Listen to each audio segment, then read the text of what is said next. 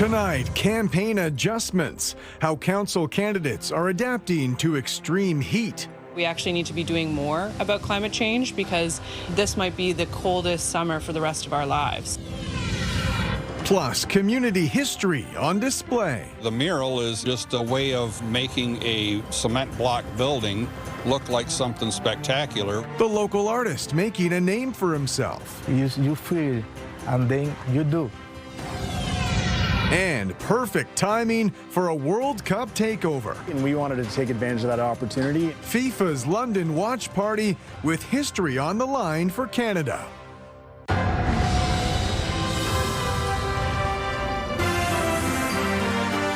CTV News with Carlyle Fiset.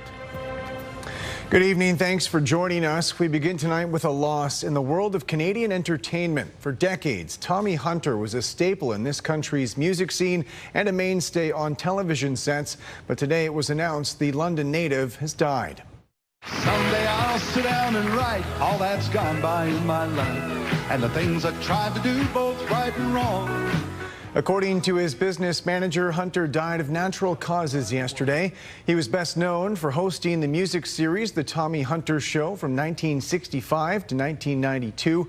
Hunter was a three-time Juno Award winner and one-time Gemini Award recipient. He was also inducted into the Canadian Country Music Hall of Fame and a member of the Order of Canada. Hunter was 89. MTO officials say the westbound 402 has reopened after buckling under the intense heat earlier this week. Lambton OPP closed all westbound lanes late Wednesday afternoon between Oil Heritage Road and Mondawmin Road, describing the road conditions as hazardous. MTO officials reported late this morning those repairs had been completed and all lanes are now back open. Good evening. It's been a week of extreme heat across southern Ontario. Our heat warning continues. Daytime highs climbing into the low 30s and feeling like the mid 40s with the humidity. We've also had rounds of scattered showers and thunderstorms. Some areas seeing no rain at all, while other areas seeing some intense downpours. A lot of these storms fueled by the lake breezes, and that continues through this evening. Temperature is hovering between 29 and 35, feeling like the mid 40s in some areas. That continues through the late evening. Now, I know many of you have to work outdoors. This has been a very tough week. Conditions will be much improved heading into next week. So we're going to go from the extreme heat to more typical summer-like conditions. We've had rounds of showers and thunderstorms bubbling up in southern Ontario. Once again, through the evening, we have some action in Michigan tonight. That will be pushing towards southern Ontario, keeping our risk window open for storms. Gusty winds, though, as we head through the late evening and feeling that warmth continue. Temperature still hovering at 22 degrees at midnight. I'll take you through the forecast. We'll look ahead to some nicer days ahead. Next week's looking great, friends. I'll have that forecast for you coming up in just a few minutes. Thank you, Julie. City Council candidates are changing their door-to-door canvassing during this heat wave, which is sparking a broader conversation about City Hall's plans for climate change. We've had to make quite a few adjustments. We've canceled a number of our canvasses, and then we've pushed around the timing a little bit to avoid the heat. I really didn't want any of my volunteers to pass out or to get heat stroke, so it has really impacted my ability to get out and chat with people, unfortunately. In 2019, City Council declared a climate emergency and later approved an action plan to reach net zero greenhouse gas emissions by 2050. However, this term of council slashed the budget to enact that plan. Last month, an audit determined London will miss its greenhouse gas emissions target for 2030. This is another reminder, I think, for Londoners and for people who are engaged in government and politics that we actually need to be doing more about climate change because, you know, this might be the coldest summer for the rest of our lives. Pick out pieces from the Climate Emergency Action Plan, prioritize them, appropriately fund them, and get them off the page and into action. Alberta's premier says a private company is interested in the proposed pipeline which would carry oil to southern British Columbia. As Mike Locouture reports, that investment would be a major step in bringing the project closer to reality. The Alberta Pipeline project is officially being handed over to the Major Projects Office. The provincial and federal governments are investing in the project with the federally owned Trans Mountain Corporation in order to build the pipeline. What the federal government is doing is creating the conditions to unlock that private investment. So there's enormous private investment that's going to come. But some former oil executives question where exactly that investment is going to come from. There were no shippers, there were no oil sands producers in the room saying that they were committed to actually move forward with this project. Pembina Pipeline Corporation will have a minority stake, and Carney pointed to the government-owned Trans Mountain Pipeline as an example of a project that is profitable. Certainly, climate change is no longer a priority. Former Liberal Environment Minister Stephen Guilbeault resigned as an MP because of the Prime Minister's climate policies, and he's concerned about the impacts of that shift. We're seeing record heat waves in northeast Canada. The Prime Minister's plane couldn't take off because of extreme weather event on Canada Day. We had to cancel part of Canada Day. Despite that, the Prime Minister managed to thread the political needle between Alberta and BC, whose premiers had been at odds over the pipeline. But yesterday, it seems David Eby backed off after protecting the northern tanker ban. He's coming around and saying, well, you know, BC, he's not in favor of a pipeline, but BC is going to get a cut of it. They're not going to push. They're not going to go to court over this. While the province is on board, the Union of BC Indian Chiefs is raising concerns not only about the environmental impacts, but also questioning whether or not the First Nations along the route have given their consent to this new project. Mike Lecouteur, CTV News, Ottawa. Provincial police say someone riding an ATV in Norwich was killed in a crash this morning. They say it happened near Milldale Road and Middletown Line around 8 a.m. Police say they were responding to reports of an ATV in a ditch. They say there were no other vehicles involved and they're still investigating a cause. Toronto police say they've arrested a suspect accused of a hate-motivated assault yesterday. They say a 44-year-old man attacked the victim with a metal pole, causing minor head injuries. Police also say the attacker yelled anti-Sikh slurs, and he's now charged with assault. Police in Oshawa say they've charged a woman accused of stabbing someone over a parking spot. According to police, a 53-year-old woman got into an altercation with a 20-year-old man and a 19-year-old woman on Canada Day. Police say she brandished a knife and the victims responded with bear spray. They say the 53-year-old woman stabbed the 19-year-old woman multiple times and then ran away. Police say the 19-year-old has serious injuries but will recover. They say they arrested the 53-year-old a short time later, laying multiple assault charges. Ontario's Special Investigations Unit has cleared 2 London police officers of wrongdoing while they responded to a distress call. They found a 32-year-old woman who reportedly refused medical treatment. She was found dead the next morning from an overdose. The SIU investigators determined the officers did not act recklessly.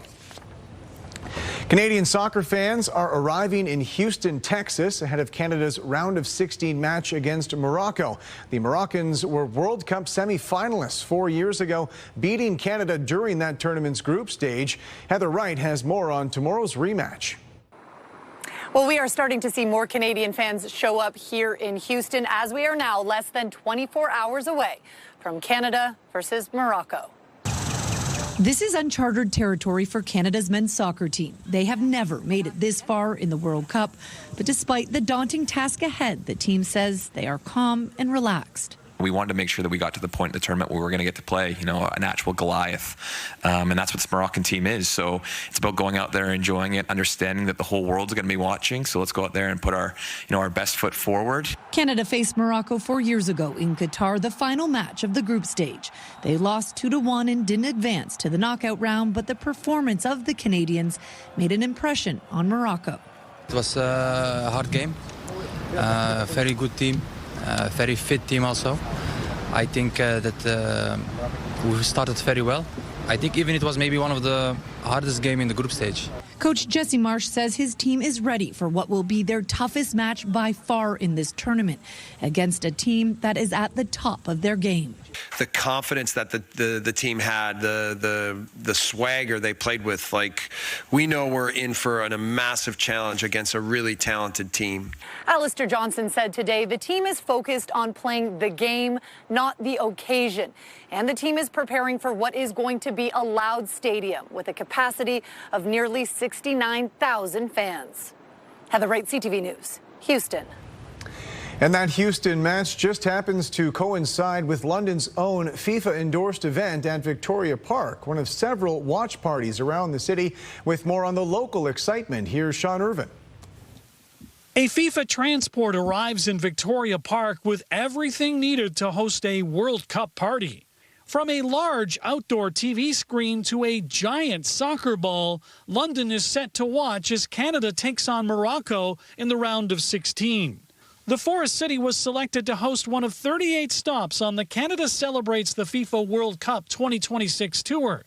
But the city is very fortunate to have the date fall on the same day as the biggest soccer party in Canada. And we wanted to take advantage of that opportunity and try to play a small role in welcoming this event to Canada and to London. While red and white will dominate Saturday, all football fans are invited to don their favorite jersey as two matches are played out on the big screen. Canada will play at 1 p.m. And it's really a celebration not just of Canada, Morocco, France, or Paraguay. It's anyone and everyone, all those nations that are participating in the World Cup, and an opportunity for fans of any country to come out and really support their team and showcase their country. Now, in between matches, there'll be plenty of activities here in the park, including music and games for kids of all ages. With some food trucks, a beer garden as well, and lots to do. There will also be free water stations set up. However, if you're looking for alternatives, several bars and restaurants are planning to have watch parties. There are also family-friendly events. As in 2022, a huge gathering is planned at the BMO Center for those looking for indoor comfort. They come in with their kids, they with all dressed in red, and they're excited to come and see the game. So whether you party indoors or out, or whether it's win or lose, be ready for World Cup history to be made. Really, if you want to be part of this once-in-a-lifetime official FIFA event, you just got to be here. In London, Sean Irvin, CTV News. The town of Ingersoll's railroad history is coming alive on the walls of a local business. Brian Bicknell has more on the newcomer to the community and what inspired him to create this new mural. A sun-soaked day in Ingersoll next to the train tracks. A cement wall as his canvas. An artist at work. Every stroke, a labor of love. But when you do with love, it's something inside. You feel, and then you do. Doesn't matter how much. It's expensive, it's cheaper. The first is how you feel inside you for you do, and people see. Meet Yasmani Risco-Barban, an artist and designer. He emigrated to Canada from Cuba 3 years ago to be with his wife, Tina Litchie of Woodstock, Ontario. Every day I'm proud of him. He shows me something new every single day. He's putting final touches on his latest work, a steam engine on the outside walls of a former mill, now part of Ingersoll Rail's House of Brews. I didn't realize that he was going to make it multi-dimensional, so to speak. But if you look at that on the right angle, it looks like a train that's just traveling through and the corner disappears. So it's just genius how he did it. At 39 years old, Risco-Barban has been an artist for his entire life, but it was only after he came to Canada that he began to get noticed for his work doing murals. In spring of 2025, he painted a mural at the Colonial Hotel in Grand Bend. That led to a whole series. He admits having to get used to the large, immovable surface. When you are very close, you see something, and then you need move for you see, wow, yeah. I need, because it's so hard, it's so hard. The work was commissioned by Ingersoll Rails. The goal is to blend the beauty of art with the community's history. Well, the steam train goes again back to the rail history of Ingersoll, and the mural is just a a way of making a cement block building look like something spectacular. I believe this country have beautiful story. When I do this job, it's one story for people not forget. And now he's leaving his own mark for people to remember. When I see in my mind something, and then I do, I like see people, they feel happy. So this is incredible. For me, I feel I do good job. Brian Bicknell, CTV News, Ingersoll. Coming up, while Ontario endures the heat, Manitobans face serious flooding, leaving some cottagers stranded. Plus, Alberta's separatist movement and the increasingly divisive role of the fossil fuel industry.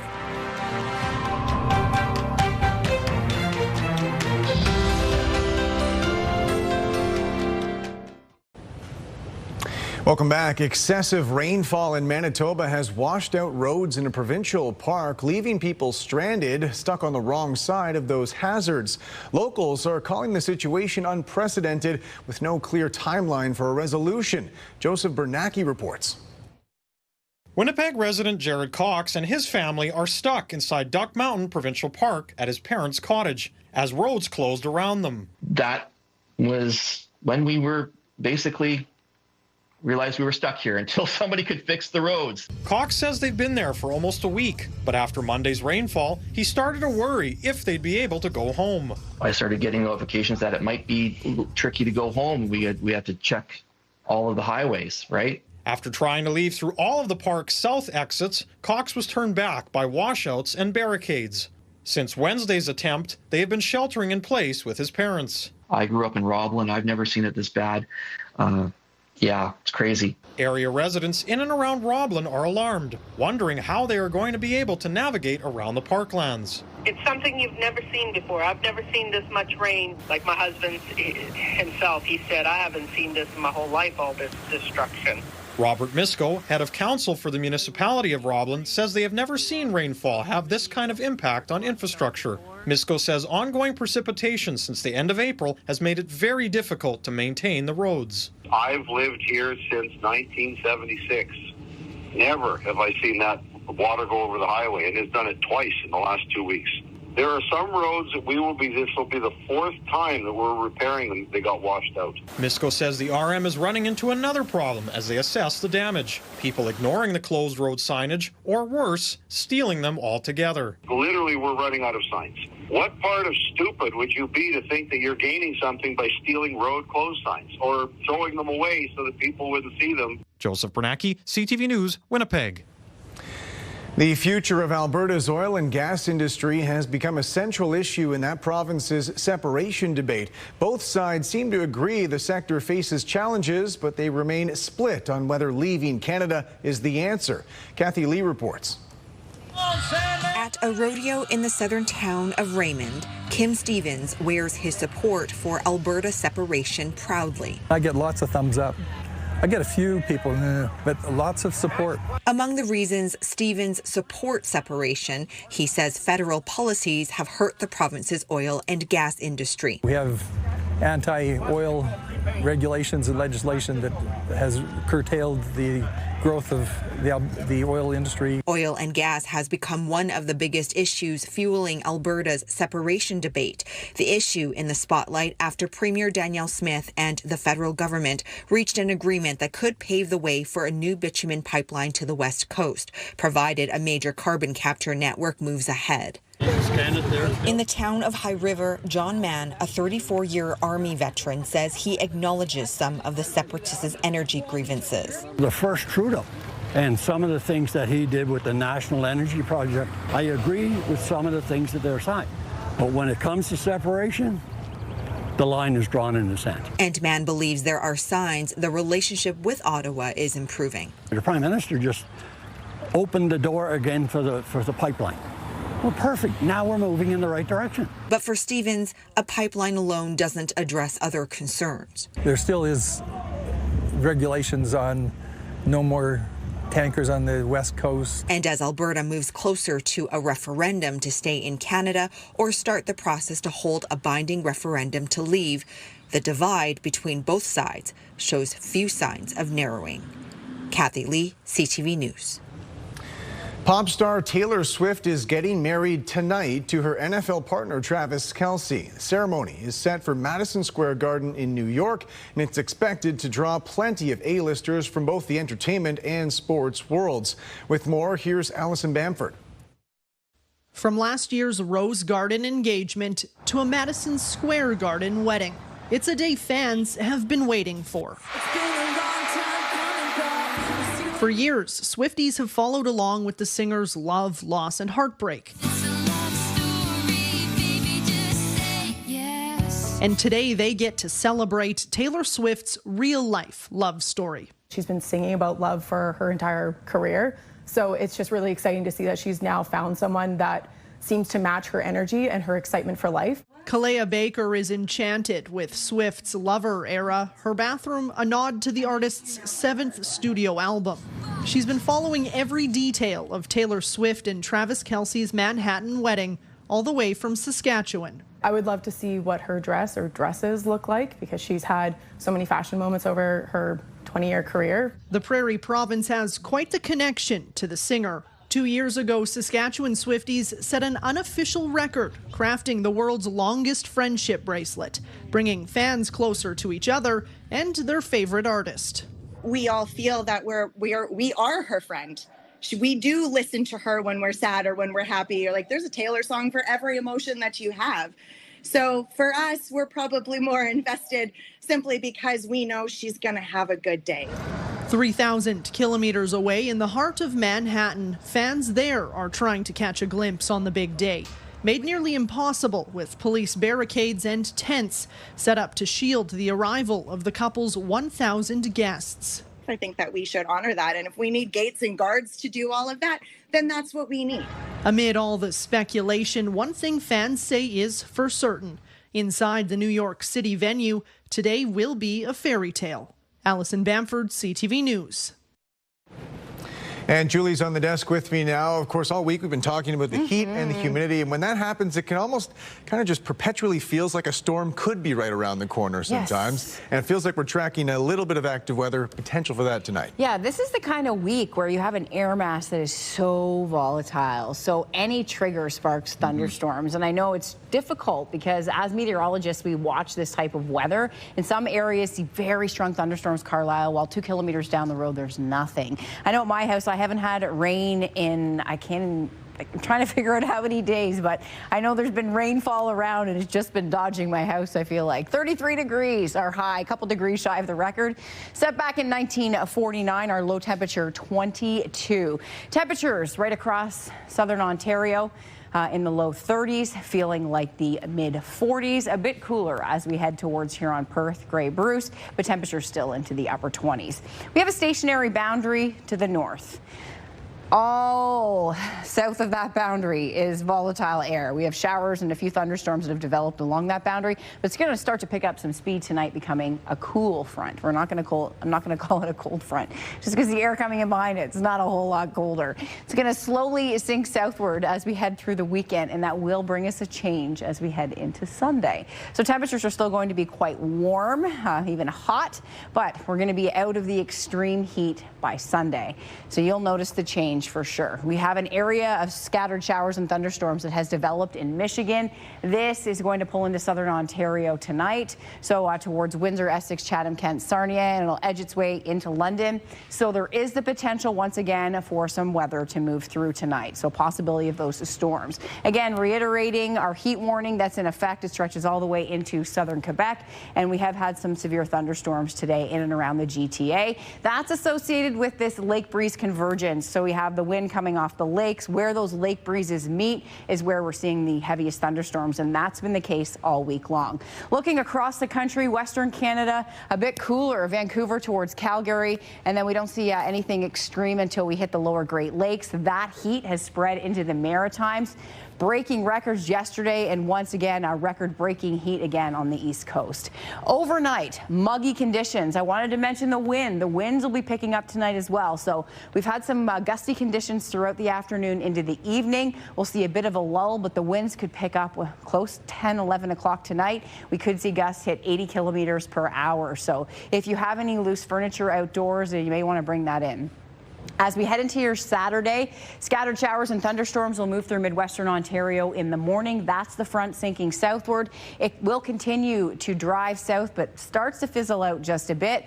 And then on Sunday, once again, still the chance for scattered showers and thunderstorms. So this is the kind of weather. It's summer. We deal with this. However, please be aware as you make your outdoor plans. I've seen so many photos of people on the beach watching these storms come in. That's not a safe place to be. So when we have severe weather move through the area, the winds can pick up, lightning can be intense. So please be mindful of that, especially as this system rolls through tonight and into tomorrow. Daytime highs over the weekend are going to start to drop off by Sunday. We're at 26 degrees. And then next week looks fantastic. Monday, Tuesday, Wednesday, Thursday, Friday. We have some beautiful weather on the way. So this is a great weather to be outside enjoying some gorgeous summer fun.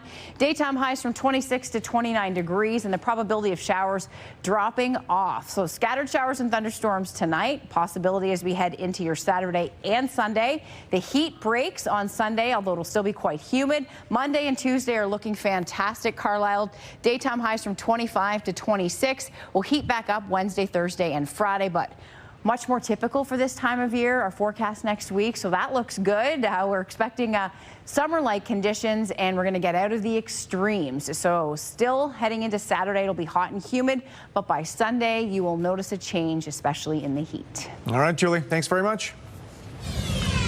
Still ahead, calculating the cost with the World Cup wrapping up the Canadian slate of matches. What does the economic impact look like?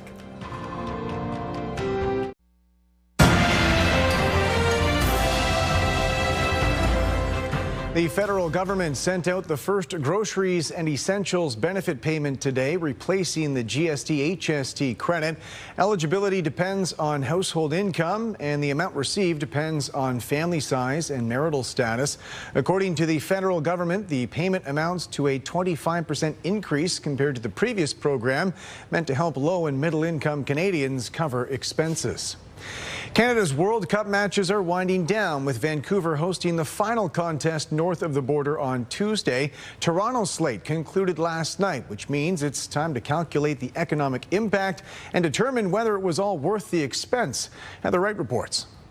For nearly 3 weeks, the World Cup has taken over a swath of downtown Toronto. The traffic control has been good, which is surprising for Liberty Village. No, I think the city did a pretty good job. It's been a party in the city, and some are ready for it to end. I mean, this was fun and everything, but now I go back to my more normal life. At Fox & John's, the party will continue until the tournament wraps July 19th. Assistant General Manager Ashley Perron says the tournament has been stressful, but worth it. I think overall it's been a great experience. I think we're really lucky to have this opportunity. There has been plenty of criticism of the amount of money spent to host the World Cup, with officials often justifying the spend with the expected economic spin-off. But new data show that boost has so far been less than some had hoped. According to data from Moneris from June 12th to June 26th, total spending in Toronto bars and restaurants was up just 3% over a similar time period last year. Meanwhile, the Greater Toronto Hotel Association says occupancy for the first full week of the World Cup was at 72%, down from 88% occupancy a year ago. The net contribution from hosting large-scale events like the Olympics or World Cup is pretty close to zero. Sports economist Moshe Lander says there are positives to hosting big events, but says Canada did not have the proper soccer infrastructure to begin with, making this tournament even more costly to put on. That we veered out of our lane, hosted something we had no business hosting, and if it had been done purely on the name of civic pride, fine, but otherwise, I think a bunch of people just got caught up in the hype. More data about the impact of the World Cup will be released in the coming weeks and months, but experts say the long-term impact, things like repeat visitors and legacy infrastructure, won't be clear for several years. Heather Wright, CTV News, Toronto. Oysters from a Prince Edward Island company are being recalled because of possible shellfish contamination. According to the Canadian Food Inspection Agency, the products are from five-star shellfish and they were distributed in Ontario, Nova Scotia and Quebec. No one should consume, use, sell or distribute any of the recalled products. Meanwhile, the European Food Safety Authority is reporting a salmonella outbreak of more than 100 cases in 14 countries linked to flavored noodles. The cases were first reported last November. Officials say at least 49 people were hospitalized, all of whom are from European countries. A new report from Toronto's Sick Kids Hospital shows on average one child dies in a hot car every year in Canada. Temperatures inside vehicles can rise to dangerous levels quickly on warm days, but as Pat Foran reports, these tragedies are entirely preventable. No parent thinks they would forget their child in a hot car, but the unfortunate truth is it can happen to anyone. Research has shown that stress, sleep deprivation, and changes in routine can affect our memory and make people more forgetful. Those are conditions many parents and caregivers know all too well. While the risk of heat stroke increases in warmer weather, it doesn't take a heat wave to create dangerous conditions. We wanted to see on a hot day just how hot it gets inside a vehicle. We decided to place this thermometer, which now reads 21 degrees Celsius, inside the car for 3 hours. Let's see how hot it gets. After 3 hours, the temperature reached 61 degrees Celsius, creating potentially dangerous and life-threatening conditions. That kind of temperature could prove fatal for a child. Children's bodies heat up 3 to 5 times faster than adults. It's never safe to leave a child unattended in a vehicle, even if you're parked in the shade or you've cracked a window. NoHeatStroke.org reports the deaths have included children from 5-day-old babies to 14-year-old kids.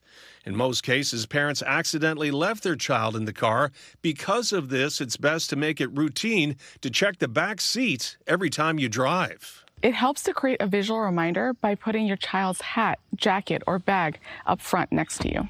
You can also create a habit of placing your own things in the back, like your phone or your bag, so you're forced to check it when you exit the vehicle. Simple changes in your daily routine could save a life. It's also recommended to always keep your vehicle locked so children can't gain access to it on their own. The Toronto Humane Society has also released safety warnings to look before you lock so pets aren't accidentally left in a hot car. Pat Foran, CTV News. Canada's main stock index was up today on a broad-based rally. The TSX gained 308 points. American markets were closed for U.S. Independence Day, which falls on the weekend. The Canadian dollar is down 1/10 of a cent today. On commodity markets, gold gained more than $60 an ounce. Oil added 9 cents a barrel. Later on CTV News, Calgary's summer tradition bringing Canadians together, the Stampede energy and its potential to transcend separatism. Welcome back. We are premiering a new episode of Leading London this week. In this conversation, I'm joined by the President and CEO of the London Economic Development Corporation, Kapil Kodia. Here's an excerpt from that interview where we discuss the state of London's job market. London has recently found itself at the top of recent unemployment reports when it comes to our numbers here. And I know this is something you've been asked about regularly once in the last couple of months as we've seen ourselves with those higher unemployment rates than other major cities in Canada. How much stock do you put in those numbers? I imagine, it's useful to give us an idea of what's going on, but doesn't tell the whole story of what London's employment bigger picture is. Absolutely. Unemployment rate, while it's an important metric, it's part of a number of different economic variables that we should look at to get a more accurate and a wholesome picture. For example, gross domestic product is another indicator of the health of our economy. And we know London's GDP has done reasonably well over the last several years and is projected to grow further. As we have nation-building projects, more spending in defense and aerospace and other industries, London is well poised to benefit from those that will ultimately show up in our GDP numbers as well. Another factor I like to point to is construction activity. Construction is often one of those leading indicators that point to the health of an economy. We've attracted, as I mentioned earlier, a lot of industrial investments. Housing is currently slow because of low consumer confidence across the board. That's not unique to London, of course. It's well documented across Ontario, Canada, and so on. As more housing developments get going, more institutional investment, civic investment in infrastructure, the construction sector is poised to pick up as well. And then finally, when we look at goods-producing industries, manufacturing, for example, it's affected significantly given the current U.S.-Canada trade relationship. As there's more development on that front and more predictability in the market regarding our trading relationship, there would be more investment and capital spending in manufacturing as well. So a lot of those factors do point to a light at the end of the tunnel, but in the way things are currently, Kitchener-Waterloo to London corridor is one of the most heaviest impacted areas as far as unemployment rates go across Ontario. You can watch my complete interview with Kapil Lakotia on our website, ctvnewslondon.ca, and click on Leading London. Lambton County officials have withdrawn their offer to host the 2027 International Plowing Match and Rural Expo. They say they were unable to reach a mutually beneficial agreement to host the event, withdrawing now so an alternate host site can be determined. Canadian summer travel plans appear to be on the rise. According to figures from the travel search website Kayak, Canadian domestic flights are up 11% compared to the same time last year. International flights remained steady. Officials with major North American carriers have said demand this season is strong despite higher costs and geopolitical uncertainty. Windsor police say they're investigating an arson at a neighborhood playground. They say it happened last night, engulfing the structure in fire, causing about $200,000 in damage. As Bob Belichico reports, police believe the fire was set intentionally. Okay, yeah, they're putting it out. A playground fire late Thursday night left one neighbor fearing the worst. Talia Jaworski, who lives directly behind the park, noticed an orange glow at the back window. I started noticing like an orange glow. And I thought, I'm like, oh crap, our roof's on fire or something. Then I went outside, like, nope, nothing, but I smelled something burning. Started walking back this way, I thought our living room was on fire, and then realizing it's actually the park, and yeah, it was ablaze. Damage to the park is pegged at $200,000. I'm sad. According to Windsor Police, the playground fire was intentionally set using a petroleum-based accelerant, and they are looking for answers. Some residents claim to have heard fireworks prior to the blaze. If you heard fireworks, if you heard anything, stop somebody in the area. Give us that information, because any little piece of information could actually break open a case for us. We drove by with the kids this morning, and they were devastated to see it was just melted, and that's their favorite park, so they were literally crying about it. I felt really bad. It was really fun to play there, because I love the swing in the, playing tag there. But now it's burnt down, so I'm sad. There is another park 6 blocks away, but it won't be usable due to scheduled upgrades. They're starting to do the one at Optus apparently next week, so there'll be no playgrounds within walking distance for probably the rest of the summer. A city official tells CTV News this is the 3rd playground fire in Windsor in the last 5 years. This is a big problem. These are taxpayers' dollars that were wisely invested by City Council into a neighborhood amenity in that playground that has been lost now, and it's going to be a considerable amount of money to replace it. That money comes from the pockets of the taxpayer. Vandalism costs are in the budget, but this fire alone is going to eat up a big chunk of that. Whether it's damage to our garbage receptacles or our bathrooms in the parks, it does all add up. And although we budget for it, we certainly are seeing it far exceed that this year. Bob Belichico, CTV News.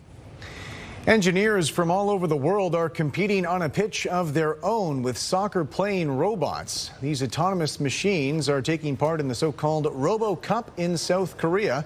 Organizers say hundreds of engineers, students, and researchers are involved from 45 countries. The Robo Cup is one part of what's considered the largest robotics competition in the world.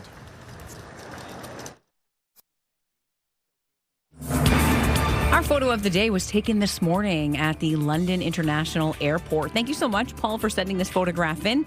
You can see the storm cell off in the distance toward the northeast. The risk of scattered showers and thunderstorms will linger, but the intense heat breaks as we head into your Saturday. Still quite humid over the weekend. Conditions improving next week. NATO leaders are expected to announce Canada and Europe will assume greater responsibility for the alliance's defense. A text approved by NATO ambassadors today also says the alliance, including the U.S., will affirm an ironclad commitment to collective defense under Article 5, which means an attack against one is an attack against all. The Americans are reportedly on board with the text, which will be formally introduced at a NATO summit in Turkey next week. An update from the federal industry minister after U.S. authorities declined a North American trade deal renewal. My message to Canadians is we've got your back, we're working with you, and we're building Canada strong. And these are not only slogans, these are real decisions that we're taking as a government to protect jobs and create jobs across the country. The minister says the deal remains in place as talks continue. The deadline to renew was July 1st. Meanwhile, the U.S. ambassador to Canada says he's hopeful our two countries can come together on a new deal. Hopefully, we can resolve some of the irritants and some of the other issues that are out there, and we can put together a great trade agreement. It would be good for the Canadian people, it would be good for the American people, and we can move forward. But we'll have to wait and see. The ambassador spoke with CTV Ottawa this morning, saying he never thought it would take this long to reach an agreement. He did say he's optimistic, though, when it comes to the two sides working out their differences on trade. After Wednesday's decision not to renew, the trilateral deal with the U.S. and Mexico will now face an annual review going forward. Canadian musician Bryan Adams has released a new song criticizing the U.S. president. But we'll never be the 51st state. Now, Adams doesn't mention Donald Trump by name, but the song's title is a direct reference to his repeated threats against Canadian sovereignty. Adams is currently touring his latest album with a stop here in London scheduled for August 29th at Canada Life Place. New generic versions of diabetes and weight loss drugs like Ozempic are coming onto the Canadian market. However, there may not be a flood of patients looking for them if the cost of the brand name options comes down. With more, here's Pauline Chan. Richard Hall has type 2 diabetes and began taking Ozempic 2.5 years ago for glucose stability. Immediately, there was a change in my readings, my glucose readings. It is truly a profound effect that you see in some. There are averages that you expect, somewhere between 10 and 15% on average body weight loss. But it's not just a benefit in weight loss that doctors are noting. Since its launch, it's been my pleasure to see benefits for the heart, benefits for the kidney, new benefits for the liver. And so that means that, yes, we're managing diabetes, we're managing weight. But the cost, covered under Hall's wife's benefits, have been prohibitive for some in the past. Somewhere between about $250 and $350 per month. But the price of both the brand name Ozempic and the generics is now about $80 per month. Since the generics were priced that way, and Novo Nordisk, through its support program, is now matching it for the first time that I've seen any product do that. Which means that if the price for the brand name drug is now the same as the generic prices, there may be no need for patients like Hall to consider taking generics. And Dr. Alex Abitbol says some private insurance may not have added the generic semaglutides to their formularies yet, prompting even slower adoption of generics.